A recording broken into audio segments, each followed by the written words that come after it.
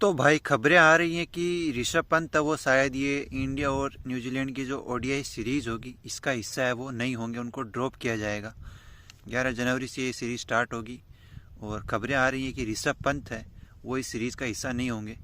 इससे पहले जो सीरीज़ खेली गई थी ओडीआई की साउथ अफ्रीका और इंडिया के बीच में, उसमें ऋषभ पंत हिस्सा थे 15 का, लेकिन प्लेइंग 11 में उनको जगह नहीं मिली थी। 3 मैच हुए थे, तीनों में उनको प्लेइंग 11 में जगह नहीं मिली थी। इससे पहले जो इस साल के शुरुआत में चैंपियंस ट्रॉफी हुई थी जो भारत ने जीती थी, उसमें भी ऋषभ पंत है वो टीम का हिस्सा थे, लेकिन उसमें भी उनको है वो प्लेइंग 11 में जगह नहीं मिली थी।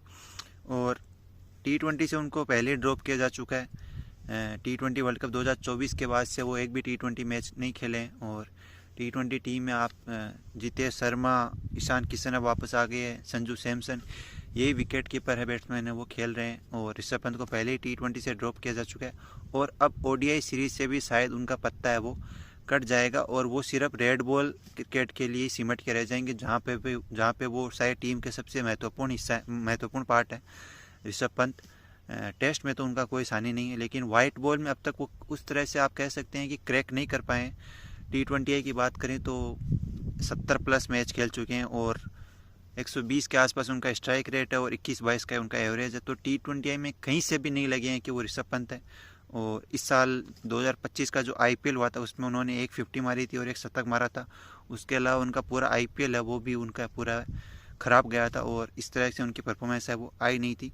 तो इसी आधार पर मैनेजमेंट ने अभी फैसला किया है, जो कि उनकी 1-2 साल में वाइट बॉल में जो परफॉर्मेंसेस रही हैं उसके आधार पर उनको जो है ओडीआई सीरीज़ होगी अब न्यूजीलैंड के खिलाफ, उनमें उनको शायद उनको ड्रॉप किया जाएगा। और जहाँ तक मुझे लगता है तो देखो कंपटीशन कितना है, इंडियन क्रिकेट है भाई, यहाँ पे आप 2 मैच में फ्लॉप होते हो तो पीछे से आपको है वो पुश किया जाता है। और अब ईशान किशन डोमेस्टिक में इतनी अच्छी परफॉर्मेंस दे रहे हैं हर मैच में। उसके बाद आपके पास संजू सैमसन ओडीआई में साउथ अफ्रीका में उन्होंने शतक मारा था, कोई अच्छा बुरा किया नहीं था उन्होंने ऐसा। उसके बाद उनको पिछली सीरीज़ में ड्रॉप किया गया था, तो शायद T20 वर्ल्ड कप के बाद संजू सैमसन को भी आप वापस देंगे टीम में। तो ऋषभ पंत अच्छे बैट्समैन है, लेकिन आप पीछे से देखो उनको पुश कौन कर रहा है, कितने खिलाड़ी उनको पुश कर रहे हैं। तो ये मैनेजमेंट का फैसला है। देखते हैं आगे इस सीरीज़ के बाद क्या ऋषभ पंत जो T20 वर्ल्ड कप के बाद ओडीआई सीरीजेज होंगी उसमें क्या ऋषभ पंत वापसी करते हुए दिखते हैं या नहीं।